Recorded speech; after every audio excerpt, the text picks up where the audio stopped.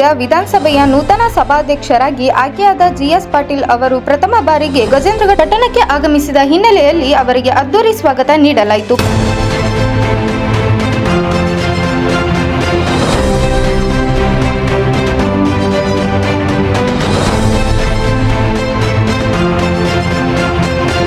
ಪಟ್ಟಣಕ್ಕೆ ಆಗಮಿಸಿದ ಜಿಎಸ್ ಪಾಟೀಲ್ ಅವರನ್ನು ಸ್ಥಳೀಯ ಮುಖಂಡರು, ಜನಪ್ರತಿನಿಧಿಗಳು, ಕಾರ್ಯಕರ್ತರು ಹಾಗೂ ಸಾರ್ವಜನಿಕರು ಆತ್ಮೀಯವಾಗಿ ಬರಮಾಡಿಕೊಂಡರು. ಈ ಸಂದರ್ಭದಲ್ಲಿ ಬೃಹತ್ ಸೇಬು ಹಣ್ಣಿನ ಮಾಲೆ ಹಾಕಿ ಪುಷ್ಪವೃಷ್ಟಿ ಮಾಡುವ ಮೂಲಕ ಗೌರವ ಸಲ್ಲಿಸಲಾಯಿತು. ವಿಧಾನಸಭೆಯ ಸಭಾಧ್ಯಕ್ಷರಾಗಿ ಆಯ್ಕೆಯಾದ ಬಳಿಕ ಮೊದಲ ಬಾರಿಗೆ ಗಜೇಂದ್ರಗಡಕ್ಕೆ ಆಗಮಿಸಿದ ಹಿನ್ನೆಲೆಯಲ್ಲಿ ಅಭಿಮಾನಿಗಳು ಹಾಗೂ ಕಾರ್ಯಕರ್ತರಲ್ಲಿ ವಿಶೇಷ ಉತ್ಸಾಹ ಕಂಡುಬಂದಿತು.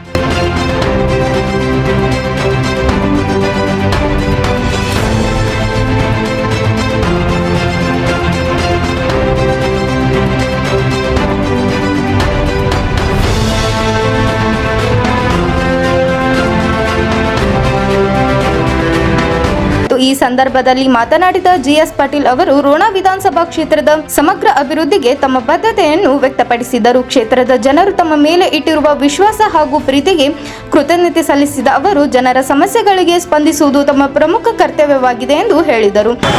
ಶ್ರೀ ಕಾಲೇಶ್ವರನ ಪಾದಗಳಲ್ಲಿ ನಮಸ್ಕರಿಸಿ ಗಜೇಂದ್ರಗಡ ನಗರದ ಎಲ್ಲ ಗ್ರಾಮ ದೇವತೆ ಅವರ ಪಾದಗಳಲ್ಲಿ ನಮಸ್ಕರಿಸಿ ಅದರ ಜೊತೆಗೆ ನನ್ನ ಪ್ರಭುಗಳು ನೀವು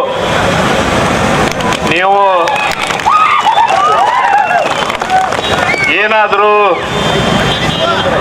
ಈ ಜಿಎಸ್ ಪಾಟೀಲಿನ ಈ ಪೀಠದ ಮೇಲೆ ಕುಂದಿರ್ಸ್ಬೇಕಾದ್ರೆ ಕಾರಣಕರ್ತರು ಯಾರಂದ್ರೆ ನೀವು ರೋಣ ಮತ್ತು ಗಜೇಂದ್ರಗಡ ಮತಕ್ಷೇತ್ರದ ಎಲ್ಲ ಪೂಜ್ಯ ಅಭಿಮಾನಿ ಬಂಧುಗಳು, ನಿಮ್ಮೆಲ್ಲರಿಗೆ ಮೊದಲನೇದಾಗಿ ನಾನು ನಿಮ್ಮೆಲ್ಲರಿಗೆ ಸಾಷ್ಟಾಂಗ ನಮಸ್ಕಾರಗಳನ್ನು ಹಾಕ್ತೀನಿ. ಇವತ್ತು ಬಹಳಷ್ಟು ಪ್ರೀತಿ ವಿಶ್ವಾಸದಿಂದ ನಿಮ್ಮೆಲ್ಲರ ಬೆಂಬಲ ಇವತ್ತು ನನಗೆ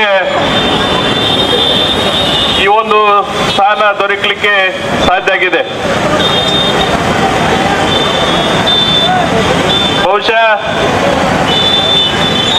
ಏನು ನಾನು 40 ವರ್ಷದ ಒಂದು ಇತಿಹಾಸದಲ್ಲಿ ಯಾವಾಗಲೂ ನಾನು ಸೌಮ್ಯ ಸಮಾಜದಿಂದ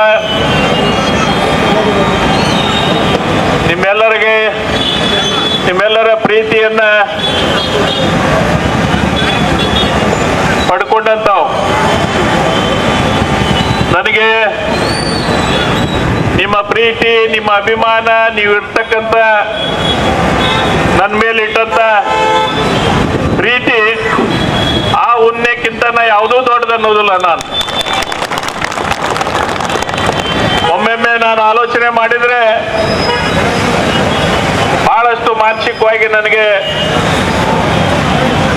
ಏನಪ್ಪ ನಮ್ಮ ಕ್ಷೇತ್ರದ ನಮ್ಮ ಅಭಿಮಾನಿಗಳು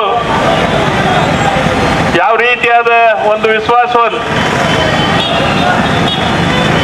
ಯಾವುದಕ್ಕೂ ನೀವು ಹಿಂಜರಿಲಿಲ್ಲ. ಕಾಲೇಶ್ವರ್ಗೆ ದೀಡ್ ನಮಸ್ಕಾರ ಹಾಕ್ದವ್ರು ಯಾರು? ಪುಟ್ಟರಾಜ ಗವಿಗಳ ಮಠಕ್ಕೆ ದೀಡ್ ನಮಸ್ಕಾರ ಹಾಕ್ದವ್ರು ಯಾರು?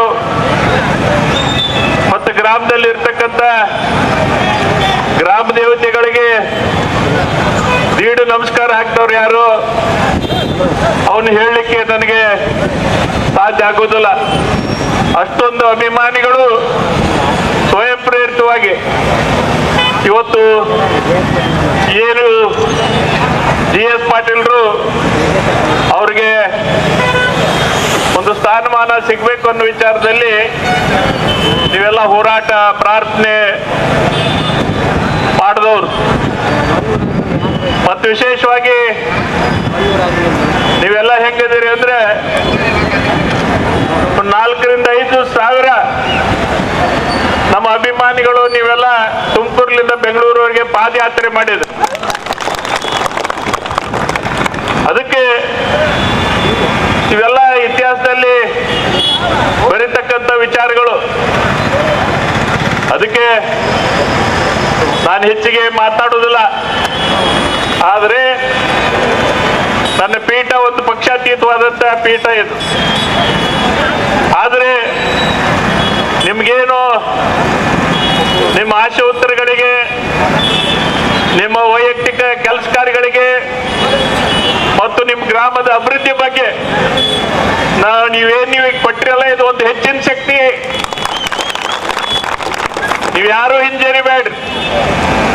ಏನ್ರಿಪ್ಪ GS ಪಾಟೀಲ್ ಸ್ಪೀಕರ್ ಆಗಿಬಿಟ್ರು, ಈ ಕ್ಷೇತ್ರದ ಅಭಿವೃದ್ಧಿಯ ನಮ್ಮ ಕೆಲಸ ಎಲ್ಲಿದ್ದು ಅಲ್ಲೇ ನಿಂತು ಅನ್ಬೇಡ್ರಿ. ಎಲ್ಲರೂ ನೀವೆಂತ ಸ್ಥಾನಕ್ಕೆ ಕೊಡ್ಸಿರಿ ಅಂದ್ರೆ ಅವರೇ ನಮ್ಮ ಇಲಾಖೆಗೆ ಬಂದು ನಿಮ್ ಕೆಲಸ ಮಾಡುವಂತ ಒಂದು ವ್ಯವಸ್ಥೆಯಲ್ಲಿ ನಾವೆಲ್ಲ ಇದ್ದೇವೆ. ಅದಕ್ಕೆ ಬಂಧುಗಳೇ, ನಿಮ್ಮ ಪ್ರೀತಿ ವಿಶ್ವಾಸ ಹೀಗೆ ಇರಲಿ. ಇನ್ನೂ ಹೆಚ್ಚು ಹೆಚ್ಚು ನಮ್ಮ ಮತಕ್ಷೇತ್ರದ ಸರ್ವಾಂಗ ಜನಾಂಗದವರು ಅವರೆಲ್ಲರಿಗೂ ಕಲ್ಯಾಣ ಆಗ್ತಕ್ಕಂಥ ಒಂದು ವ್ಯವಸ್ಥೆ ಈ ಪೀಠದಿಂದ ನನಗೆ ಮಾಡಲಿಕ್ಕೆ ಆ ಕಾಲೇಶ್ವರ ಶಕ್ತಿ ಕೊಡ್ಲಿ. ನಿನ್ನೆ ಹೇಳಿದಾಗ ನಾವು ನಮ್ಮ ಶಿವರಾಜ್ ಗೋರ್ಪಡೆ ಅವರು ಇಲ್ಲಿ ಬರ್ಬೇಕ್ರಿ ಅಂತ, ಇಲ್ಲಪ್ಪ ನಾ ಬರಕ್ ಆಗಂಗಿಲ್ಲ ಆ ರೀತಿಯಾಗಿ ಅನ್ನೋ ವಿಚಾರ ಇಟ್ಟಾಗ ಅವ್ರು ಕೇಳಲಿಲ್ಲ. ಬಹಳಷ್ಟು ನಮ್ಮ ಸಿದ್ದಣ್ಣ ಬಂಡಿಯವರಾಗ್ಲಿ, ಸೋಂಪುರವರಾಗ್ಲಿ, ಬಾಗ್ಮಾರವರಾಗ್ಲಿ, ಪ್ರಶಾಂತ್ ರಾಠೋಡವ್ರು, ಹಿಂಗೆ ನಮ್ಮ ದಾಲೈತವ್ರಾಗ್ಲಿ, ಹೀಗೆ ಬಹಳಷ್ಟು ಜನ ನಮಗೆ ಒತ್ತಾಯ ಮಾಡಿ ಇವತ್ತ ಏನು ನೀವೆಲ್ಲ ಕಾತರದಿಂದ ಕುಂತಿದ್ರಿ, ನನಗೆ ಬಹಳ ಪ್ರೀತಿ ವಿಶ್ವಾಸದಿಂದ ನನಗೆ ಬರಮಾಡ್ಕೊಂಡಿದ್ದೀರಿ. ನಿಮಗೆ ಎಷ್ಟು ಕೃತಜ್ಞತೆ ಹೇಳಿದ್ರು ಕೂಡ ಕಡಿಮೆ. ಮತ್ತೆ ನಿಮ್ಮ ವಿಧಾನಸಭೆಯ ಸ್ಪೀಕರ್ ಇರ್ಬೋದು, ಆದರೆ ನಿಮ್ಮ ಸೇವಕನಾಗಿ ನಾ ಮುಂದುವರಿತೀನಿ ಅಂತ ಹೇಳಿ ನಿಮ್ಮೆಲ್ಲರಿಗೂ ಒಂದಿಷ್ಟು 2 ಮಾತು ಮುಗಿಸ್ತಾ ಇದ್ದೀನಿ.